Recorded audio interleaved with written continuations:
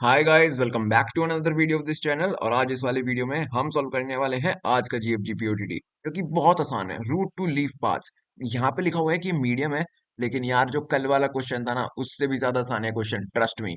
और इस वाली वीडियो में मैं आपको पूरा क्वेश्चन समझा दूंगा, फिर अप्रोच समझाऊंगा, फिर कोड लिखूंगा, कोड भी आपको समझाऊंगा, और एंड में मैं डिस्क्रिप्शन में दे दूंगा रेफरेंस के लिए कोड को भी। तो आप अगर चैनल पे नए हो तो सब्सक्राइब कर देना, और कमेंट करके बताना कि आपको मेरी एक्सप्लेनेशन कैसी लगी। आओ अब व्हाइट बोर्ड पे चलते हैं, क्वेश्चन समझ लेते हैं कि क्वेश्चन क्या है, क्या रहा है ब्लैक बोर्ड पे, सॉरी। देखो, क्वेश्चन में सिंपल इतना बोला है, जैसे क्वेश्चन का नाम है ना, क्वेश्चन का नाम है रूट टू लीफ पाथ्स। नाम से ही आपको पता चल गया होगा। एक क्वेश्चन में हमें बाइनरी ट्री दिया जाएगा, हमें बस रूट से लीफ नोड्स तक जितने भी पाथ्स है ना, वो निकालने हैं। और पाथ कितने होंगे मैं आपको बताता हूँ। जितनी लीफ नोड होंगी उतने ही पाथ होंगे। और लीफ नोड क्या होती हैं? लीफ नोड वो नोड्स होती हैं जिनका कोई भी चिल्ड्रन नहीं होता। इस ट्री में एग्जाम्पल के लिए यहाँ पे मैंने एक ट्री लिया है, इसमें आप मेरे को बताओ लीफ नोड्स कौन कौन सी हैं। 4, 5 और 3। 4 का कोई चिल्ड्रन नहीं है, 5 का कोई चिल्ड्रन नहीं है, और 3 का कोई चिल्ड्रन नहीं है। यानी कि हमें 1 जो है रूट नोड है, तो हमें 1 से लेकर 4 का पाथ, 5 का पाथ और 3 का पाथ रिटर्न करना है। That's it. तो 1 से लेकर 4 का पाथ क्या होगा? 1 से 2, फिर 2 से 4। तो 1, 2 और 4, ये हमें एक वेक्टर में रिटर्न कर देना है। 1 से लेकर 5 का पाथ क्या होगा? 1, 2, 5। तो फिर 1, 2 और 5। और 1 से लेकर 3 का पाथ क्या होगा? सिंपल, 1 से 3। तो 1 से 3।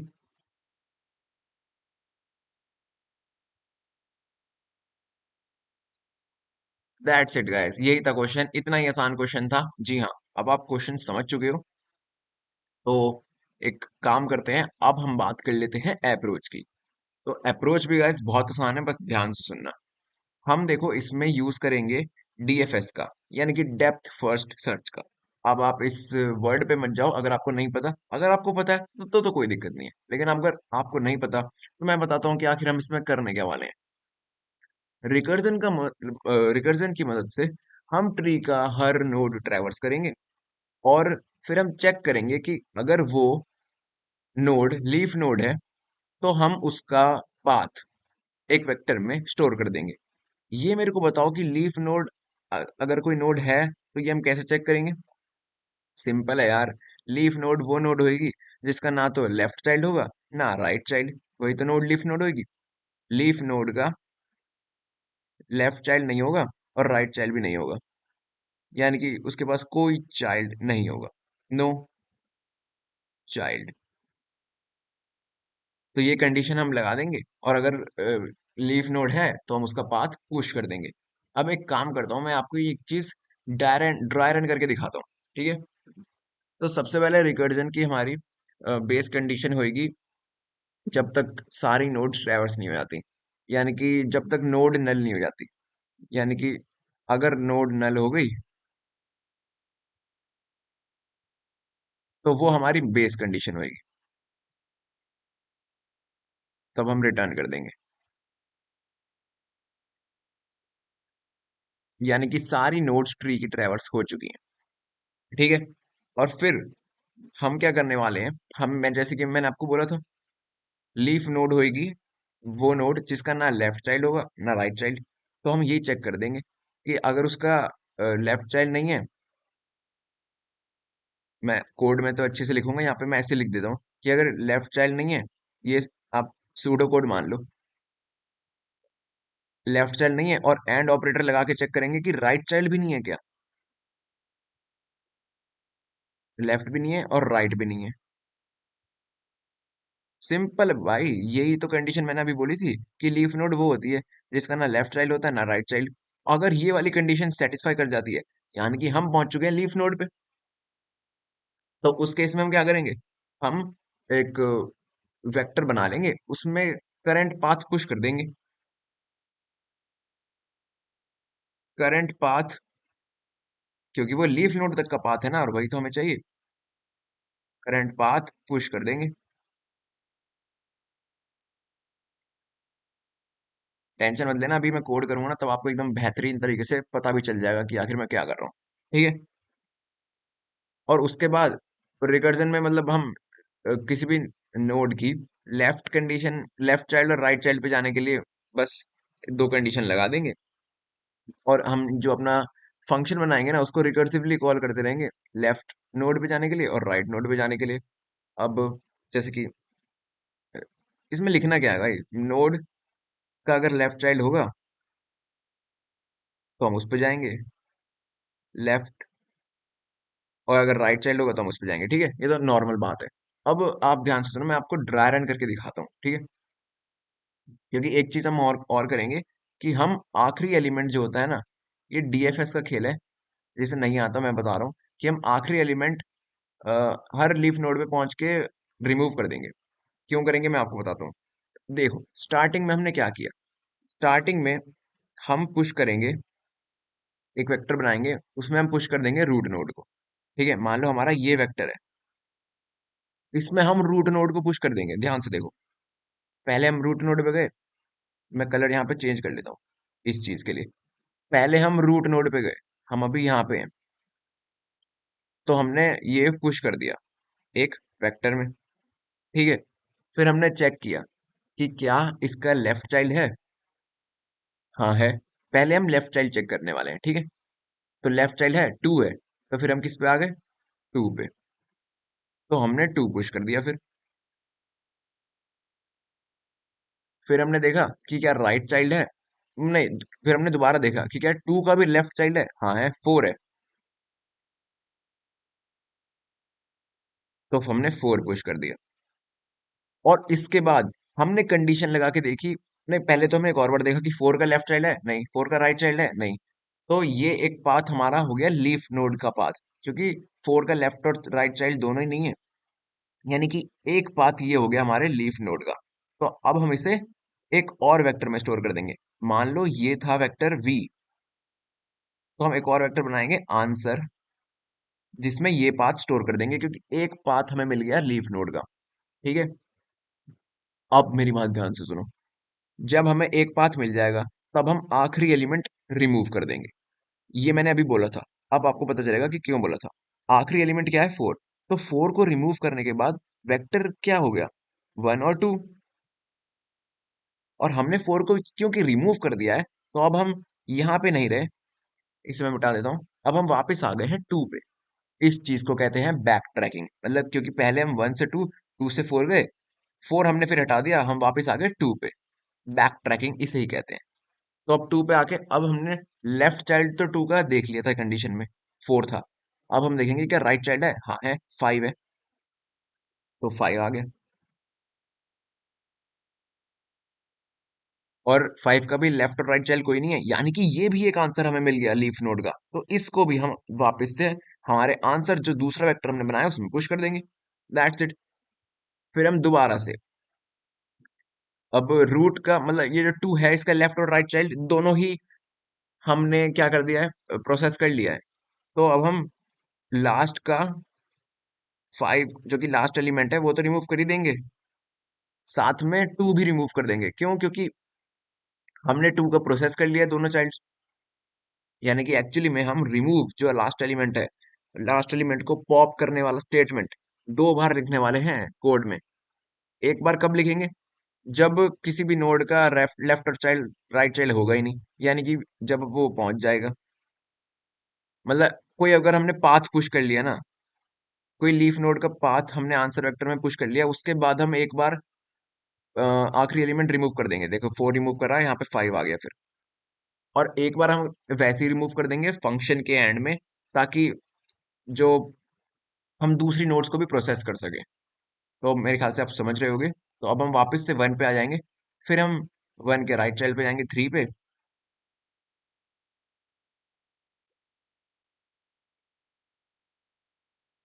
और यहाँ पे वापस से वही देखेंगे लेफ्ट और राइट चाइल्ड कोई भी नहीं है, यानी कि ये लीफ नोड का कंडीशन है, तो हम इसको भी आंसर में डाल देंगे।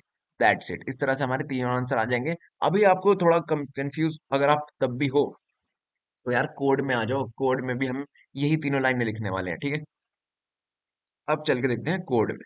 अब यहाँ पे हमें यही सब जो हमने किया, इस सब को करने के लिए हम एक फंक्शन बना लेते हैं अपना void। या एक काम करता हूँ, फंक्शन के नाम पे ध्यान में देना गाइस, ठीक है? Code genius. ठीक है, इसमें हम एक नोड पॉइंटर पास करेंगे नोड नाम से, नोड,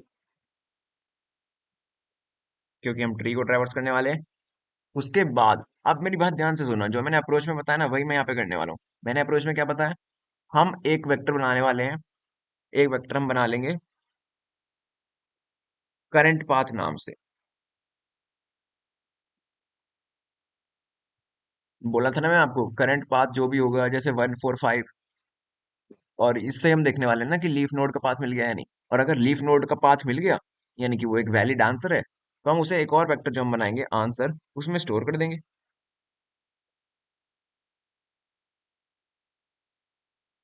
अब आंसर का ऐसे 2D वेक्टर होगा, क्योंकि इसमें कई पाथ आ रहे हैं ना।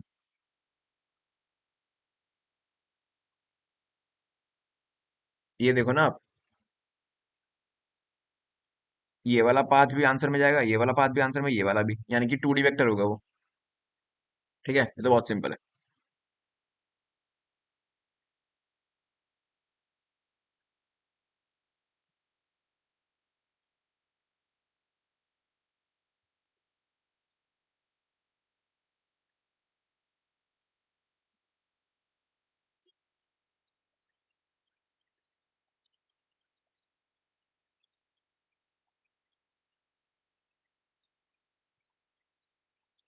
तो फाइनली हमने अपना फंक्शन बना लिया है कोड जीनियस नाम से। उसमें हमने एक तो नोड पॉइंटर डाल दिया ताकि हम ट्री की नोड को उसकी मदद से ट्रैवर्स कर सके। फिर हमने दो वेक्टर बना दिए, एक करंट पाथ के लिए, और अगर वो सक्सेसफुल पाथ हुआ लीफ नोड तक का तो हम उसे स्टोर कर देंगे आंसर वेक्टर में। इसलिए हमने आंसर वेक्टर भी बना लिया। सबसे पहले मैंने बेस कंडीशन क्या लिखी थी, जब सारी नोड्स ट्रैवर्स हो जाए, यानी कि अगर नोड हो जाए नल, इफ नोड हो जाए नल, तो उस केस में रिटर्न करना है। यानी कि उस हमें रिटर्न तभी करना है जब सारी नोड्स ट्रैवर्स हो जाएं। ठीक है, अब देखो, जब तक सारी नोड्स ट्रैवर्स नहीं होती, पहले तो हमने करंट पाथ में पुश कर देंगे रूट नोड को।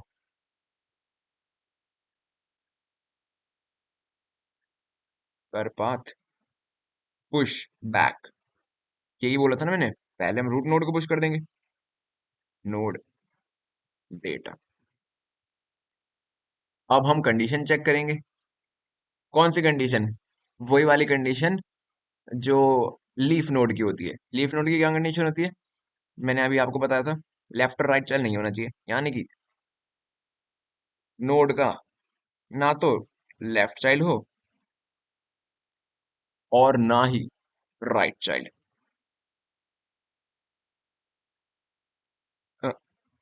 यहाँ पे नोड ना लेफ्ट चाइल्ड हो ना राइट चाइल्ड। अगर ये कंडीशन रीच हो जाती है यानी कि हम फाइनली पहुंच चुके हैं लीफ नोड पे, और करंट पाथ में हमारा डेटा स्टोर हो रहा है, करंट पाथ में हमारा पाथ स्टोर हो रहा है नोड तक का। तो यानी कि अब हमारे पास करंट पाथ में क्या है, लीफ नोड का पाथ। तो हम आंसर में पुश बैक कर देंगे करंट पाथ, पुश बैक कर पाथ हमने पुश कर दिया क्योंकि वो लीफ नोड का पार्ट है ना। और अब बैक ट्रैकिंग हम लगाएंगे दूसरी नोड पे जाने के लिए, पिछली वाली नोड का दूसरे चाइल्ड पे जाने के लिए, दूसरी लीफ नोड पे जाने के लिए। क्या बोला था मैंने आपको, आखिरी एलिमेंट पॉप कर देंगे, यानी कि कर path dot pop back, back tracking के लिए। जो मैंने आपको बताया था वही मैं लिखता जा रहा हूँ बस, रिटर्न। ठीक है, इस तरह से हमें लीफ नोड का पाथ मिल जाएगा। और फिर मैंने क्या बोला था, लेफ्ट नोड पे जाने के लिए और राइट चाइल्ड, लेफ्ट चाइल्ड और राइट चाइल्ड पे जाने के लिए हम फंक्शन को रिकर्सिवली कॉल कर देंगे। पहले हम देखेंगे लेफ्ट चाइल्ड, अगर नोड का चाइल्ड है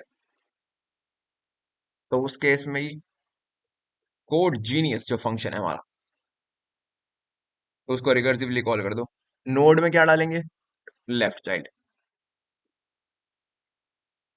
और वही कर पाथ और आंसर।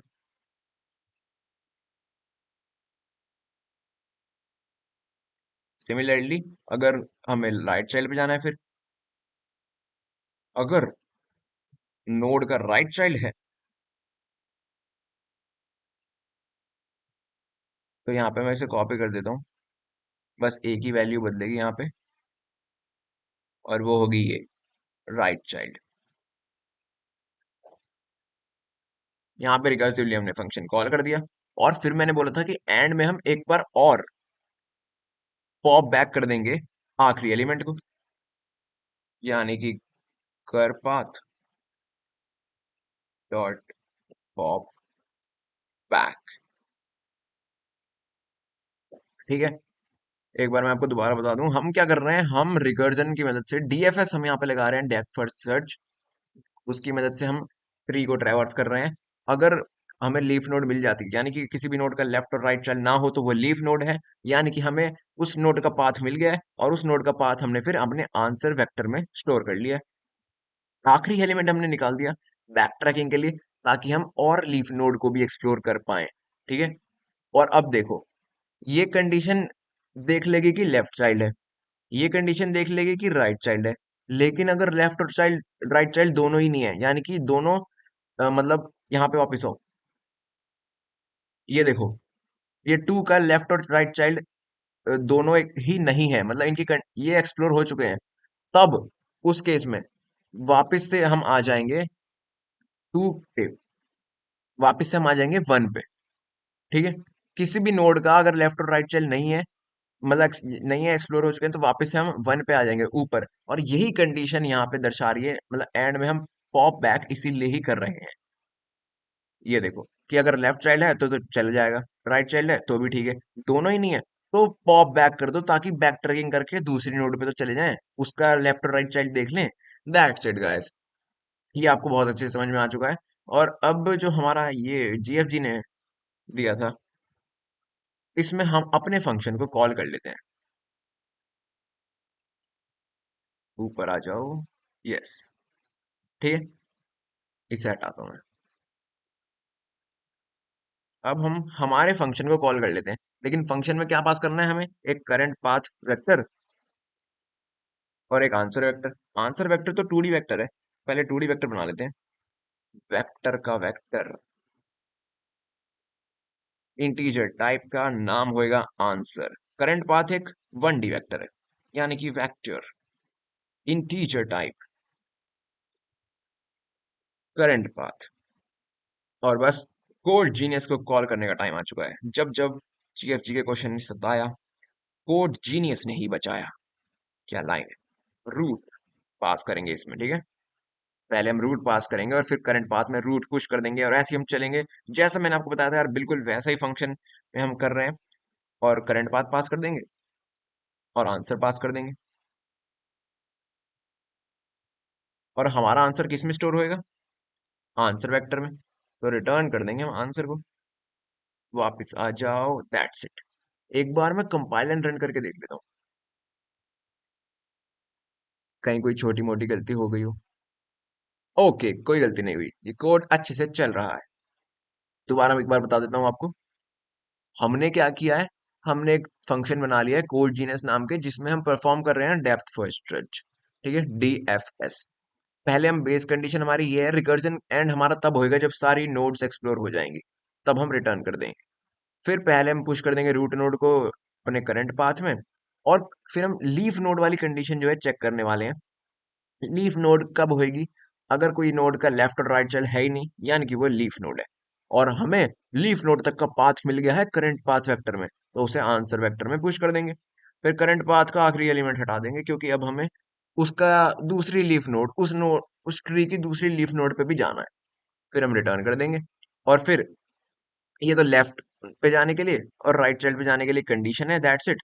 और अगर कोई लेफ्ट और राइट चाइल्ड मतलब है ही नहीं, मतलब लीफ नोड्स एक्सप्लोर हो चुके हैं, तो दूसरी लीफ नोड पे जाने के लिए हम ये आखिरी एलिमेंट पॉप कर देते हैं। ये बैक ट्रैकिंग के लिए होता है, मैंने आपको बहुत अच्छे से ये चीज समझा दी है। और अब हम कोड को सबमिट कर देते हैं। और अगर आपको यार थोड़ी भी हेल्प मिली हो इस वीडियो से, तो आप चैनल को सब्सक्राइब कर देना, क्योंकि रोज वीडियो डालने की मोटिवेशन मेरे को उससे ही मिलती है। सारे टेस्ट किस पास हो चुके हैं, 67 डेज की स्ट्रीक हो चुकी है, और कमेंट करके बताना कि आपको वीडियो कैसी लगी। मैं मिलूंगा आपसे अगली वीडियो में, तब तक के लिए बाय।